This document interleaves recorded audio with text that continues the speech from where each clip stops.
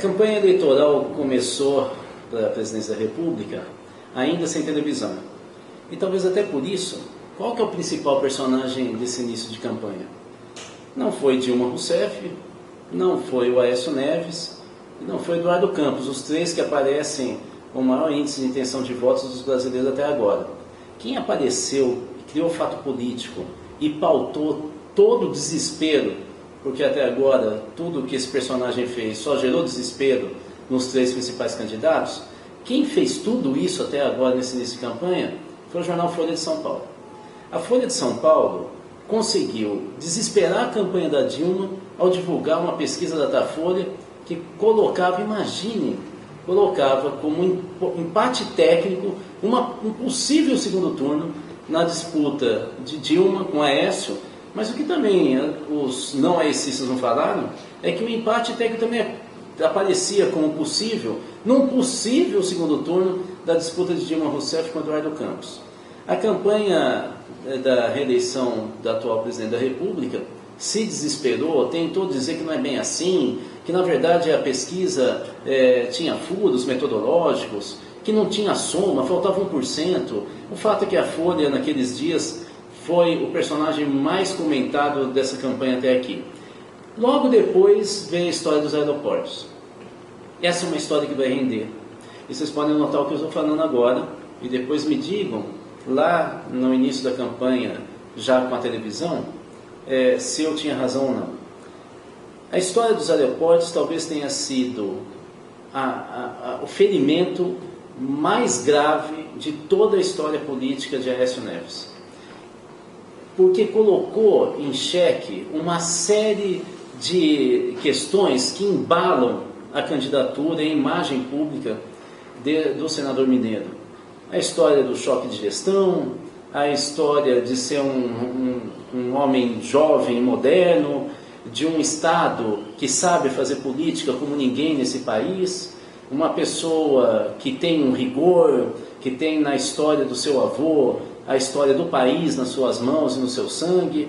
Aí de repente começa a abrir uma possibilidade de, na verdade, uma candidatura e um personagem como esse não ser nada mais do que um subproduto de marketing. Mas vamos ver, há sinais de que o comando de campanha de Aécio Neves não se desesperou como a Dilma com o Datafolha. Ele simplesmente entrou em pânico. Há várias informações que dizem, inclusive de jornalistas setorialistas, ou seja, aqueles jornalistas que são indicados para ficar acompanhando uma campanha específica, um candidato específico. Há vários sinais que esses jornalistas captaram informando do pânico que tomou o comitê de campanha. E há promessas que mais coisas vêm por aí.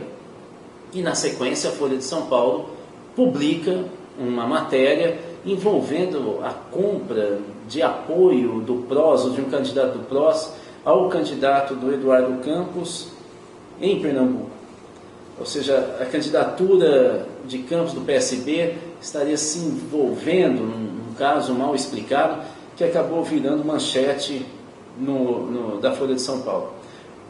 Nós não temos notícia sobre como reagiu o comitê de campanha do candidato socialista, mas o fato é que novamente a Folha de São Paulo apareceu como o principal personagem elaborador de fatos políticos nesse início de campanha.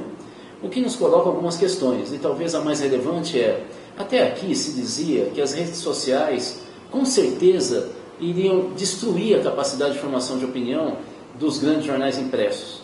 A Folha de alguma maneira conseguiu se reinventar nesses dias, trazendo o que se denomina jornalismo investigativo, que até agora nós não sabemos exatamente que tipo de investigação foi essa, mas colocou não só a investigação em pauta, como nós já temos na história do jornalismo investigativo relacionado com os bastidores da política, desde Watergate, para citar um caso do exterior, ela recoloca não só esse cenário, esse papel da imprensa, da grande imprensa, no centro do debate, mas não é apenas o fato em si, mas é a capacidade de um jornal se posicionar, como eu estou aqui advogando, como tese, se posicionar como ator político, ou seja, como um personagem que deixa todos os candidatos assustados, temerosos.